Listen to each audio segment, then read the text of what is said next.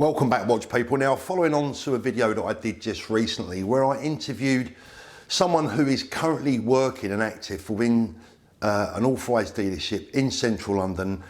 Just this week I did another interview with them. I was fortunate enough that they granted me another interview, and this one I actually recorded on the telephone. And the reason that I recorded it on the telephone is that if for any reason at some stage in the future I have to prove that what I'm bringing you is absolutely and 100% genuine and upfront, I can do so.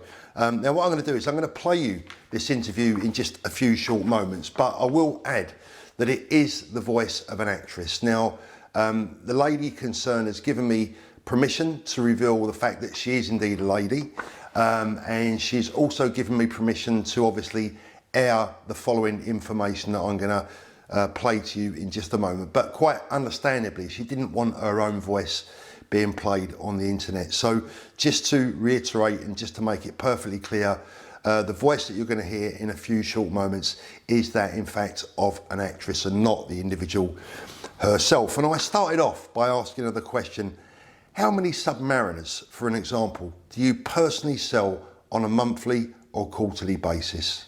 Me personally, not many. I don't get to handle many hot models myself. That's usually down to the store manager or one of his more favoured employees. Someone he feels he can trust to do the job right and to get as much out of the client as possible. Could you be a little bit more in depth about that? Well, I guess it means someone who's particularly good at reeling in the big sales and the big spenders. You know, someone prepared to buy 3 or 4 watches in one hit. A mix of, say, Rolex, Breitling and Omega, or something else from another range. Some staff are better than others at achieving that sort of sale, and some of them also have the regulars, and the client always prefers a regular face. As I told you last time, I'm not particularly pushy and therefore tend not to get many hot sales. So in answer to your original question, I think I've only sold 1 Submariner myself in the last year. So as an example, do you have any idea of how many, say, still Submariners you might get in a month? I know it's not what you want to hear, but I'm not really privy to that sort of information. Only the manager and area manager would know those sort of figures. But if I had to guess, probably around 5 or 6 at this store. It could be more, but I really don't know for certain. At my last store, it was a lot less. So personally, how do you deal with someone that has no real chance of getting the watch that they came in to buy? Well, I try and tell them the truth whenever possible, that to get the watch they want, they're going to have to build a purchase history with us. And even then, nothing is guaranteed these days. Do you think the store knowingly sells to flippers? I'm sure we do. As I said before, it's the same faces getting the hot watches time and time again. How many steel sports does one man want? We have one client who's purchased 3 steel Sky Dwellers from us this year alone. I sold one to him myself. Nobody is going to convince me he's keeping all of them. But the key is whenever he buys one, he buys other things at the same time. I've never seen him questioned about his purchases. So how much would you say the distribution of still Rolex sports models has changed since you've been in the business? Oh, immensely. Even over the last 24 months, things have changed a lot.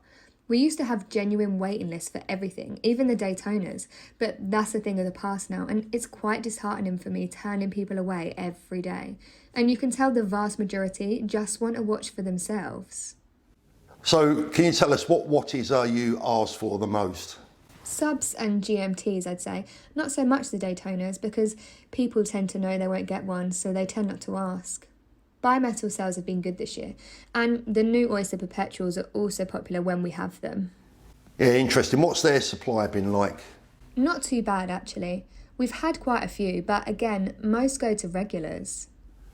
Now finally, for now at least, last time you mentioned that you was considering a career move, but for the moment at least, I take it you're sticking with Rolex. Well look, as you know, good jobs in this industry aren't easy to find, and at the moment, with things the way they are, I've decided to stick with it, at least until the spring.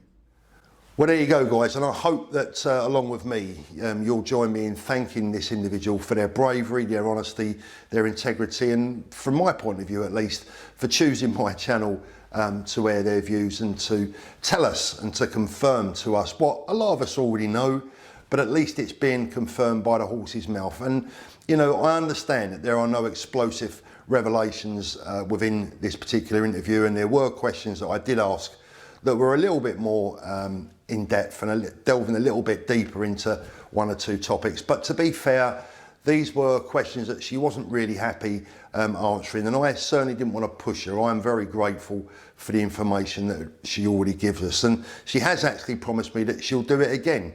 But ultimately, she needs to stay the right side of the law, and she just wants to keep her integrity absolutely intact, hence the use of the voice of an actress. Guys, as always, I hope you enjoyed that. If you've got any questions for this particular individual, please leave them in the comment section below. And I promise you, the next interview that I do with this lady will be made up from questions that you leave me in the comment section down underneath this video. Thanks very much for watching, guys. We'll speak again soon.